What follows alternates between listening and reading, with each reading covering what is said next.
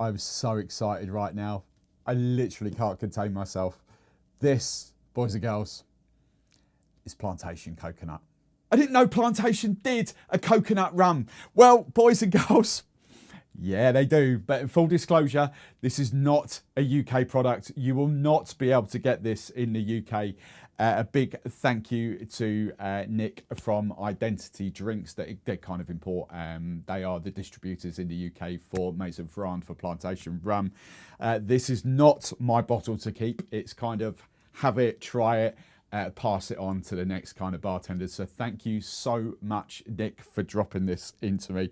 I've literally got a tiny sort of 15ml sample there. I've made a 30ml daiquiri.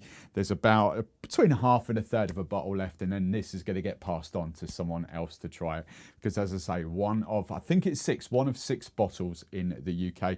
So this is a Barbados product, and it will only be Barbados. I was hoping that it would just be a trial in Barbados and it might go international. I've still got my fingers crossed that it will, because oh dear God, if this is not the best coconut rum you will ever taste, I don't know what is. It is absolutely stunning. I'm going to read you a couple of little bits off the bottle, which kind of maybe got me very excited, but then also kind of the reality hit me and thought, do you know what, this probably won't ever be a massive global product. I'll explain why in a second, but I'll even tell you why it's called Cut and Dry in a second as well. Cut and Dry, bearing in mind that, I don't know what I'm going over that shoulder, the Plantation Pineapple is Stiggins Fancy. The coconut rum is Cut and Dry. So this is actually a 750ml bottle, and it's a 40% ABV, 80 proof kind of rum.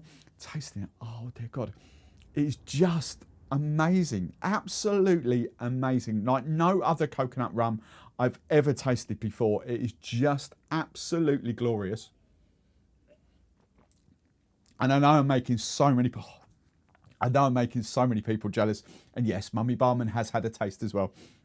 I know I'm making so many people jealous with this, but it is just stunning. I sincerely hope that it does become a UK product, but I will understand if it doesn't. And this is just a daiquiri done as a 6-2-1. The daiquiri again is stunning, just perfectly balanced.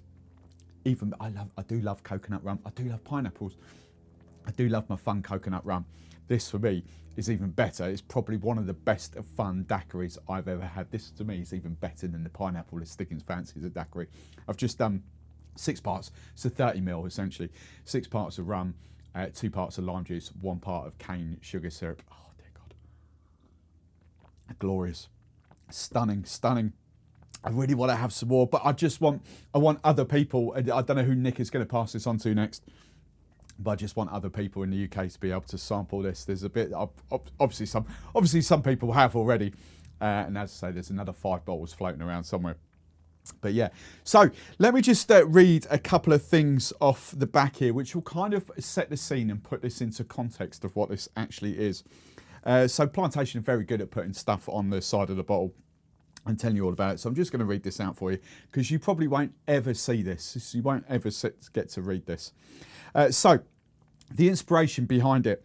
For as long as Barbadians can remember, locals have been cutting open coconuts and selling their refreshing coconut water. With mountains of husks piled up alongside the roads. We thought coconuts would offer a delicious touch to artisanal rum from the West Indies Rum Distillery, located on the west coast of Barbados, just a few steps away from the sea. So that's one side. I won't get into the local, well, let's read the local legend bit, but then I'll talk to you about the product in here. Local legends in the 16th, I don't know whether we get that in a close-up.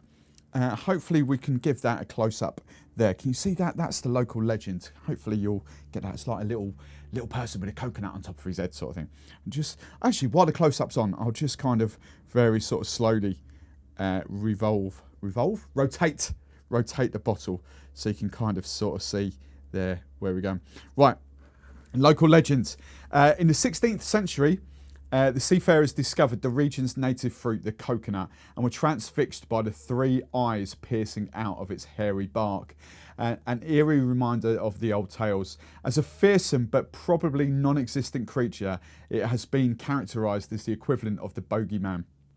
And so the legend was born, half man, half coconut, who peppered our rum tales. So again, just one little quick that's the half man, half coconut sort of thing going on. Right, let's get into why it's called cut and dry and why this may never become a proper out and out product. I hope it does. And this is one, if we can get sort of, I don't know, 10,000 views on this video, if we get, I don't know, let's just get loads of views, loads of comments and loads of that. Let's just pester Plantation, pester Maison France, pester the West Indies Rum Distillery, because there might be a bit more to it than just making it, as you will see. So the story of cut and dry. We were set to make 100% natural coconut rum, sourcing our fruits from local farmers. 4 years of experiments later, so 4 years of experiments later, we found the perfect formula. It's quite an easy one, to be fair. The exquisite marriage of 2 icons of Caribbean culture offers the perfect ratios: 1 coconut to 1 litre of the Barbadian rum. So 1 coconut, the juice of 1 coconut to 1 litre of Barbadian rum. Now, here's where it gets very interesting. Quite a challenging recipe when you think a coconut tree only yields about 45 coconuts each year. Let me say that again. 1 coconut tree on average yields about 45 coconuts per year. So if you've got 1 coconut per 1 litre of rum, that's a hell of a lot of coconut trees needed to make this coconut rum a sort of a national, a global phenomenon. So coconuts are picked fully ripe and are cut into small chunks and left to dry gently to preserve the most concentrated flavours. Then infused with our Barbados rum. Now you know why we call it cut and dry. So they cut the coconuts and then they leave them out to dry. So there we go. That kind of explains it in a nutshell. What we need to happen, what everyone in the UK, around the world needs to happen, is we just need the Barbadians to plant even more coconut trees. let's sponsor a coconut tree in Barbados, because, oh dear God, this, whether it might happen, whether they get coconuts from other parts of the world, I don't know whether that's something they're even considering, but I'm not even going to waste this on any other cocktails. The coconut daiquiri, the coconut rum, neat. If you can get over to Barbados, if you can find this on your travels, buy it, because it's flipping tasty.